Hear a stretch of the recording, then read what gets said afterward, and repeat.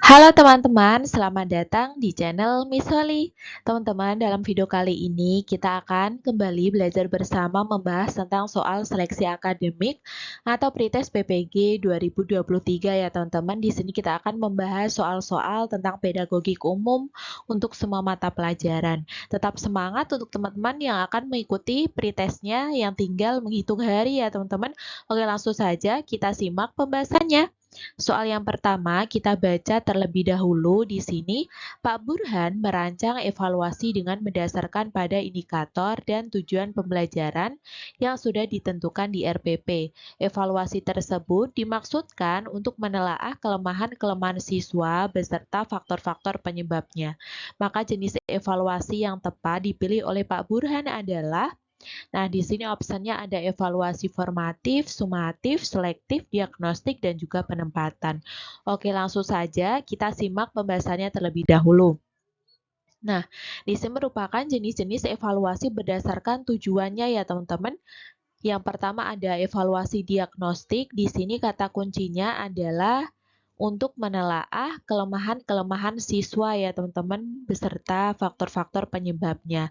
Kemudian yang evaluasi selektif di sini kata kuncinya adalah untuk memilih siswa untuk program kegiatan tertentu. Kemudian yang selanjutnya ada evaluasi penempatan. Di sini kata kuncinya digunakan untuk menempatkan ya teman-teman untuk menempatkan siswa dalam program pendidikan tertentu. Kemudian ada evaluasi formatif di sini.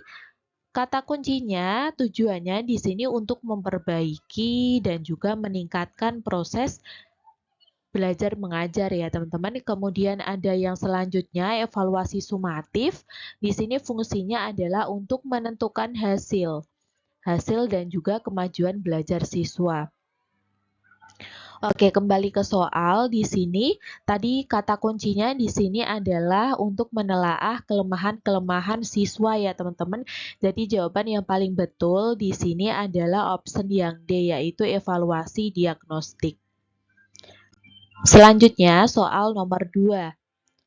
Seorang guru ingin melakukan evaluasi untuk mengetahui tingkat penguasaan siswa terhadap tujuan pembelajaran yang ditetapkan, baik umum maupun khusus, ditinjau dalam aspek kognitif, afektif, psikomotorik, maka jenis evaluasi yang digunakan adalah yang A adalah evaluasi program pembelajaran, kemudian ada proses pembelajaran, hasil pembelajaran internal dan juga eksternal. Kita lihat pembahasannya terlebih dahulu. Di sini ada jenis-jenis evaluasi berdasarkan lingkup kegiatan pembelajaran. Ada 3, yaitu evaluasi program pembelajaran, proses, dan juga hasil. Nah, kita baca terlebih dahulu ya teman-teman.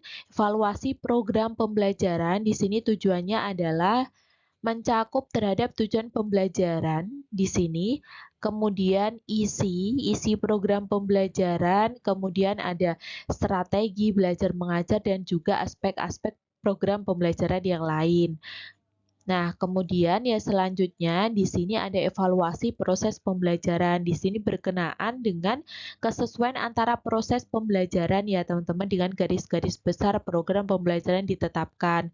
Kemampuan guru dalam melakukan proses pembelajaran, intinya di sini adalah tentang proses selama pembelajaran berlangsung. Kemudian ada kemampuan siswa dalam mengikuti proses pembelajaran. Kemudian ya selanjutnya ada evaluasi hasil pembelajaran. Di sini evaluasi hasil belajar mencakup tingkat penguasaan siswa. Berarti hasilnya ya teman-teman terhadap tujuan pembelajaran yang ditetapkan.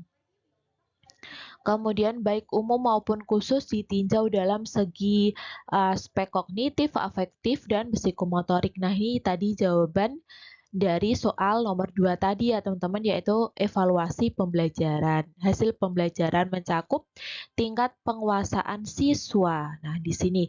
Kemudian yang selanjutnya di sini ada jenis-jenis evaluasi berdasarkan subjeknya. Ada internal dan juga eksternal. Untuk internal di sini dilakukan oleh orang dalam sekolah sebagai evaluator, misalnya adalah guru. Kemudian yang evaluasi eksternal dilakukan oleh orang luar sekolah sebagai evaluator, misalnya orang tua atau masyarakat. Oke, kembali ke soal. Jadi tadi kita sudah menemukan kata kuncinya ya teman-teman untuk mengetahui tingkat penguasaan siswa. Jadi di sini jawaban yang paling betul adalah option yang C, evaluasi hasil pembelajaran. Selanjutnya soal nomor 3. Di sini masih berkenaan dengan evaluasi ya teman-teman. Pak Budi merancang evaluasi untuk melihat lebih lanjut hasil belajar siswa yang telah lulus setelah terjun ke masyarakat. Maka jenis evaluasi yang tepat dilakukan adalah di sini opsinya ada evaluasi konteks, input, proses, hasil atau produk, outcome atau lulusan. Nah, kita lihat pembahasannya terlebih dahulu. Di sini ada jenis-jenis evaluasi berdasarkan sasarannya. Ada evaluasi konteks, di sini adalah evaluasi, ini kurang E ya teman-teman, yang ditujukan untuk mengukur konteks program baik mengenai rasional tujuan, latar belakang program, maupun kebutuhan-kebutuhan yang muncul dalam perencanaan. Kemudian ada evaluasi input, adalah evaluasi yang diarahkan untuk mengetahui input atau masukan baik dari sumber daya maupun strategi yang digunakan untuk mencapai tujuan. Kemudian ada evaluasi proses, yaitu evaluasi yang ditujukan untuk melihat proses pelaksanaan, baik mengenai kelancaran proses, kesesuaian dengan rencana. Pokoknya di sini selama prosesnya berlangsung ya teman-teman. Kemudian selanjutnya ada evaluasi hasil atau produk. Di sini evaluasi yang diarahkan untuk melihat hasil program yang dicapai sebagai dasar untuk menentukan keputusan akhir, diperbaiki, dimodifikasi, ditingkatkan, atau dihentikan. Ini hasil programnya. Kemudian yang selanjutnya adalah evaluasi outcome atau lulusan. Adalah evaluasi yang diarahkan untuk melihat hasil belajar siswa lebih lanjut, yaitu evaluasi lulusan setelah terjun ke masyarakat. Jenis evaluasi berdasarkan lingkup kegiatan pembelajarannya. Nah, di sini ini tidak ya teman-teman, tidak termasuk. Ini hanya tambahan. Nah, jadi kita sudah ketemu jawabannya ya teman-teman. Kita kembali ke soalnya. Nah, di sini. Ini kan setelah terjun ke masyarakat, setelah lulus ya teman-teman. Jenis evaluasinya yang betul adalah option yang E, yaitu evaluasi outcome atau lulusan. Oke, selanjutnya soal nomor 4. Di sini kita baca terlebih dahulu. Dengan mencermati silabus, seorang guru akan merancang pelaksanaan pembelajaran atau RPP, sebagaimana yang tertuang dalam Permendikbud RI nomor 22 tahun 2016, rencana pelaksanaan pembelajaran atau RPP mencakup sekurang-kurangnya adalah, nah kita lihat pembahasannya terlebih dahulu di sini menurut Permendikbud nomor 22 tahun 2016 ya teman-teman, minimal RPP harus mencakup 1. Identitas sekolah, identitas mata pelajaran, kompetensi dasar, indikator pencapaian kompetensi, tujuan pembelajaran, materi pembelajaran, modul atau metode pembelajaran, kemudian medianya, ada sumber belajar, langkah-langkah kegiatan pembelajaran, dan juga harus ada penilaiannya. Kita kembali ke soal. Nah, kita cari yang ada unsur tadi ya teman-teman. Yang A ada standar kompetensi, tidak ada di sini identitas mata pelajaran dan identitas sekolahnya, ini salah. Kemudian yang B ada identitas mata pelajaran tetapi tidak ada identitas sekolahnya ya teman-teman, jadi salah. Kemudian yang C juga tidak ada identitas sekolahnya, ini juga salah. Yang D standar kompetensi, nah ini juga tidak ada ya teman-teman. Yang E ada identitas sekolah, identitas mata pelajaran, tujuan pembelajaran, materi, media, sumber, langkah, dan juga penilaian. Nah ini betul ya teman-teman. Jadi nomor 4 ini jawaban yang paling betul adalah option yang E. Selanjutnya soal nomor 5. Kebiasaan mencoret meja dan membuang sampah lewat jendela sulit dihindari di sekolah. Bu Ahla mencoba untuk mengatasi masalah tersebut dengan menuliskan beberapa aturan seperti dilarang mencoret-coret meja dan larangan membuang sampah sembarangan kepada peserta didik agar berkembang kecerdasan.